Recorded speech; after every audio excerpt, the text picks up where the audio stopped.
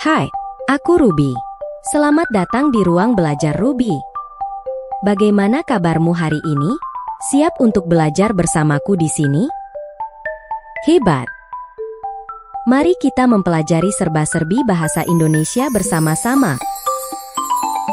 Nah, kali ini kita akan membahas materi fungsi dan kedudukan bahasa Indonesia.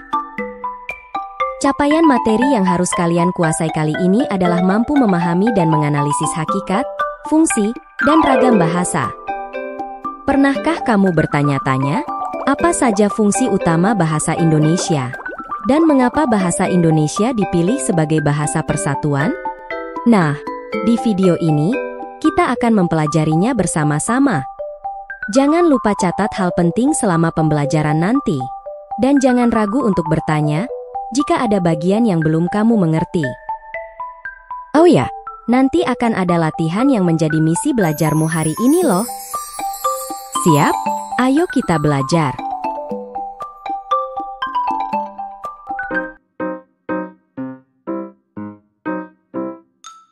Bahasa Indonesia sebagai bahasa persatuan dan bahasa negara, ternyata memiliki kedudukan yang sangat penting. Hal ini karena dalam perkembangannya, bahasa Indonesia telah melalui dua peristiwa penting, yakni Sumpah Pemuda dan Proklamasi Kemerdekaan Republik Indonesia. Oleh sebab itu, bahasa Indonesia memiliki dua kedudukan yang berbeda, yaitu sebagai bahasa nasional dan bahasa negara. Apakah kalian masih ingat dengan bunyi ikrar ketiga Sumpah Pemuda pada 28 Oktober 1928? Ya, ikrar ketiga berbunyi, "Kami putra dan putri Indonesia, menjunjung bahasa persatuan, bahasa Indonesia." Poin tersebut menjadi pernyataan bahwa mulai saat itu, bahasa Indonesia berkedudukan sebagai bahasa nasional. Artinya, bahasa Indonesia memiliki kedudukan tertinggi dari bahasa-bahasa daerah, serta harus digunakan masyarakat sebagai identitas bangsa Indonesia. Selanjutnya, bahasa Indonesia berkedudukan pula sebagai bahasa negara. Artinya, bahasa Indonesia menjadi bahasa resmi kenegaraan yang wajib digunakan dalam serangkaian kegiatan kenegaraan yang sifatnya formal, baik secara lisan maupun tulisan. Misalnya digunakan sebagai bahasa pengantar di lembaga pendidikan. Hal ini sejalan dengan ketentuan yang tercantum dalam Undang-Undang Dasar 1945 Bab 15 Pasal 36, yang sekaligus menjadi landasan yuridis kedudukan bahasa Indonesia dalam tata kehidupan bangsa Indonesia. Sobat Ruby, bahasa Indonesia bukan hanya sekadar alat komunikasi sehari-hari, tetapi juga memiliki fungsi yang sangat vital dalam menyatukan beragam suku, budaya, dan bahasa daerah di Indonesia, karena memudahkan interaksi antar warga di Nusantara. Sebagai bahasa resmi dan bahasa negara, bahasa Indonesia digunakan dalam semua aspek kehidupan publik, seperti administrasi pemerintahan, hukum, dan komunikasi formal lainnya. Misalnya pidato presiden, undang-undang, serta dokumen-dokumen penting lainnya. Hal ini menegaskan kedudukan bahasa Indonesia sebagai lambang kesatuan dan kedaulatan negara. Dalam dunia pendidikan, bahasa Indonesia menjadi bahasa pengantar utama di sekolah-sekolah dan universitas di seluruh Indonesia, untuk memastikan akses yang merata terhadap ilmu pengetahuan dan pendidikan bagi seluruh generasi bangsa. Selain itu, bahasa Indonesia memainkan peran penting dalam mempertahankan dan mengembangkan budaya bangsa. Melalui sastra, seni, dan media massa, bahasa Indonesia menjadi wadah untuk menyampaikan nilai-nilai kebangsaan serta keberagaman budaya yang ada di Indonesia.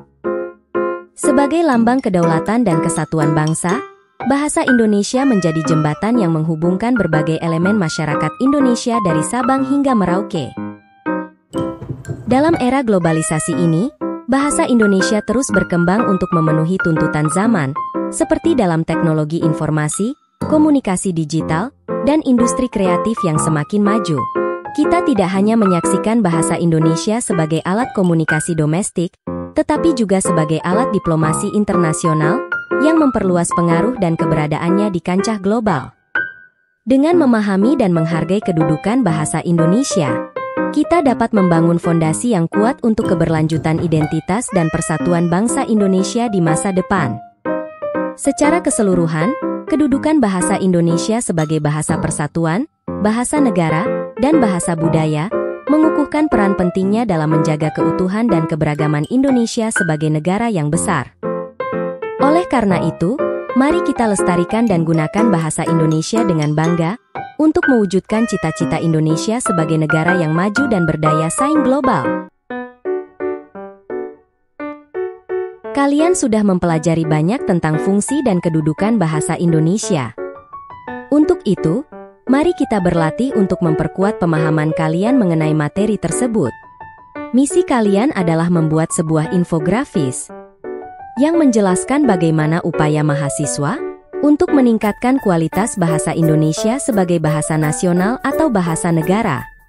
Kemudian, unggah di media sosial Instagrammu dan buat takarir yang menarik.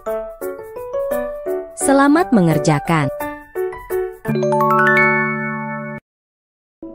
Terima kasih telah menemani Ruby dalam perjalanan belajar hari ini. Ruby berharap materi ini bermanfaat untuk kita semua. Jangan lupa terus berlatih dan mengembangkan kemampuan berbahasa Indonesia ya. Tetap semangat, dan sampai jumpa di materi selanjutnya.